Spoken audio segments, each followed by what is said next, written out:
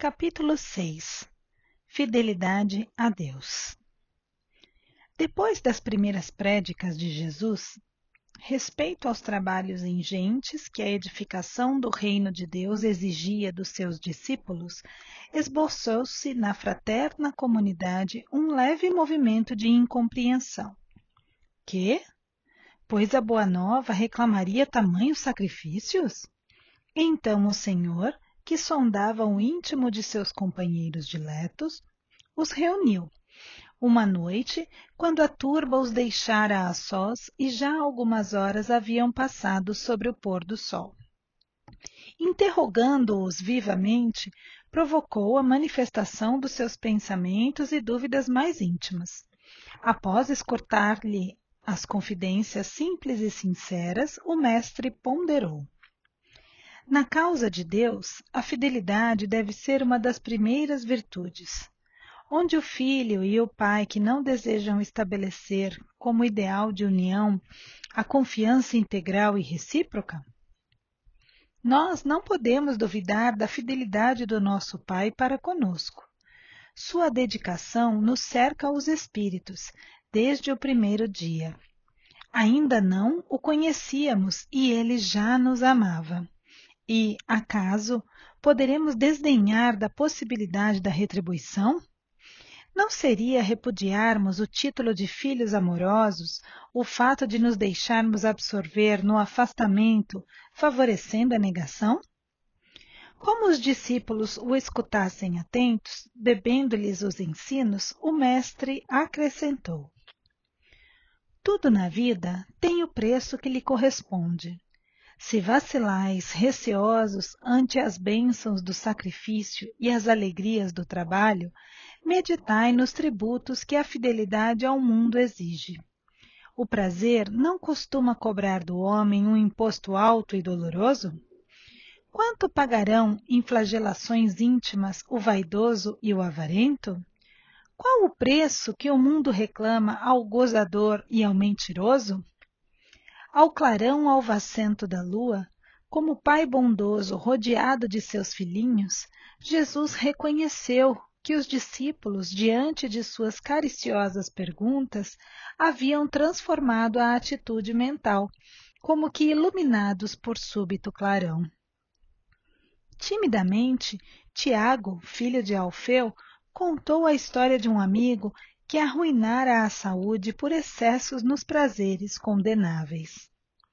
Tadeu falou de um conhecido que, depois de ganhar grande fortuna, se havia tornado avarento e mesquinho a ponto de privar-se do necessário para multiplicar o número de suas moedas, acabando assassinado pelos ladrões. Pedro recordou o caso de um pescador de sua intimidade, que sucumbira tragicamente por efeito de sua desmedida ambição. Jesus, depois de ouvi-los, satisfeito, perguntou: não achais enorme o tributo que o mundo exige dos que se apegam aos seus gozos e riquezas? Se o mundo pede tanto, por que não poderia Deus pedir-nos lealdade ao coração? Trabalhamos agora pela instituição divina do seu reino na terra, mas desde quando estará o Pai trabalhando por nós? As interrogativas pairavam no espaço sem resposta dos discípulos, porque, acima de tudo, eles ouviam a que lhes dava o próprio coração.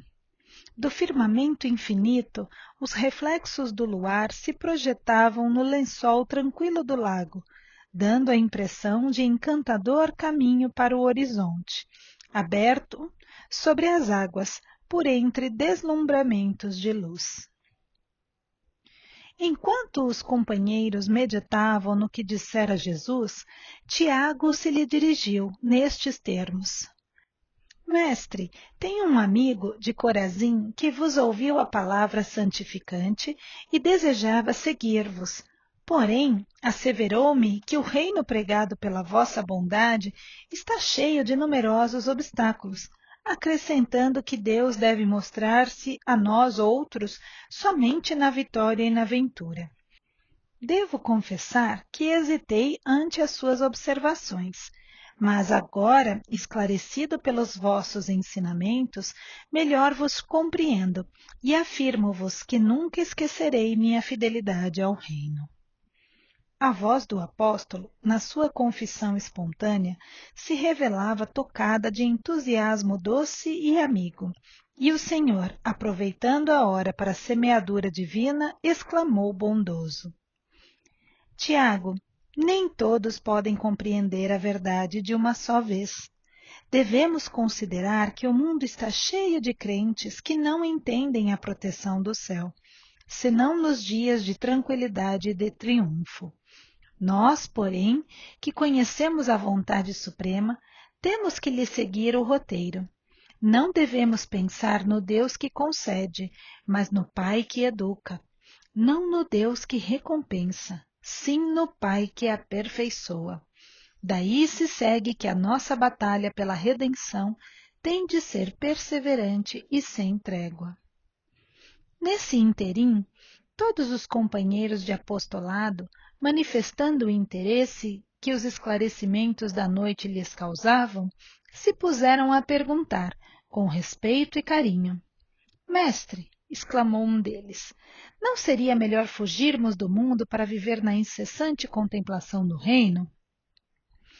Que diríamos do filho que conservasse em perpétuo repouso, junto de seu pai que trabalha sem cessar no labor da grande família?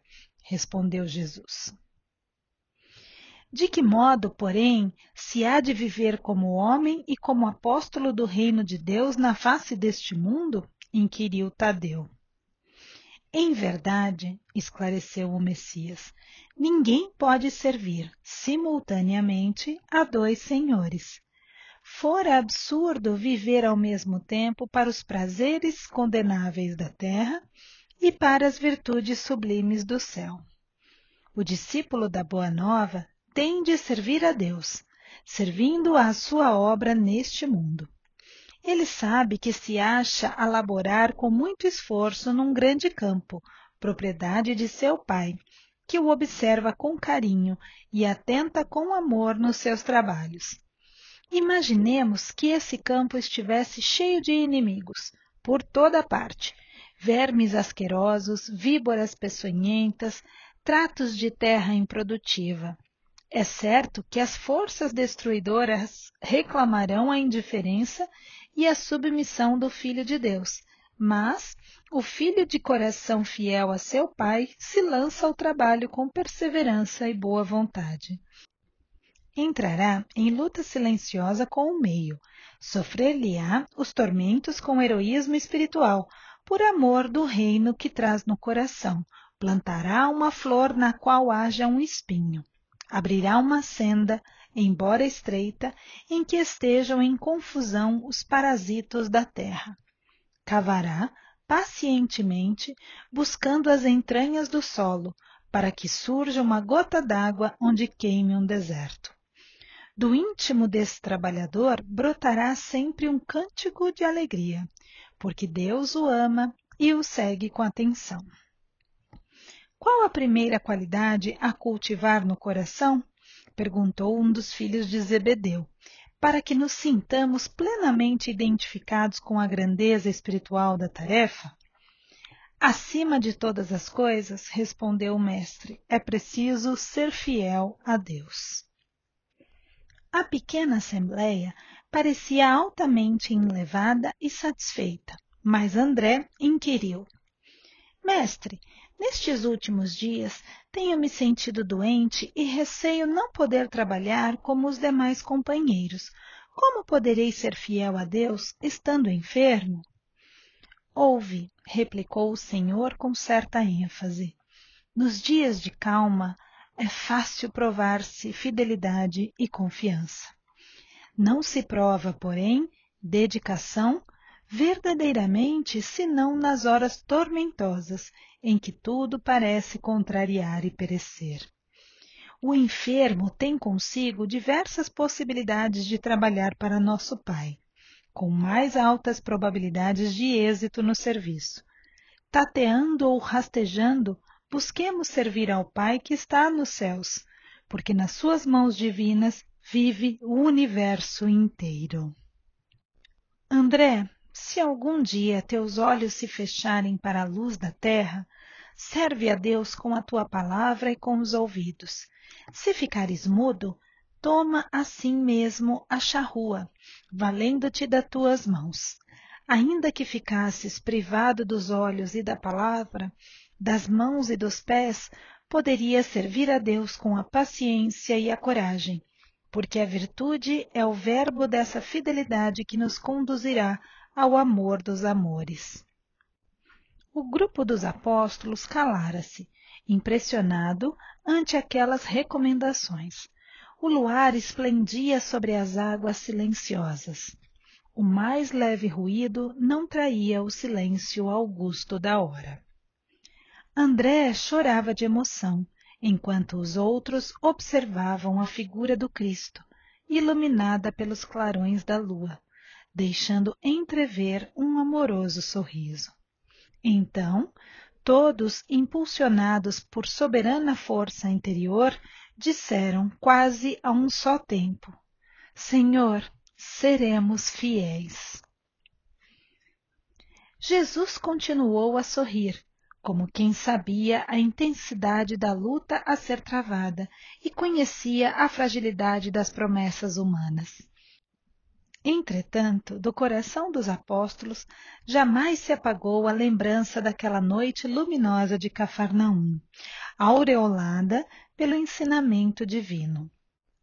Humilhados e perseguidos, crucificados na dor e esfolados vivos, souberam ser fiéis diante de todas as vicissitudes da natureza e, transformando suas angústias e seus trabalhos num cântico de glorificação, sob a eterna inspiração do Mestre, renovaram a face do mundo.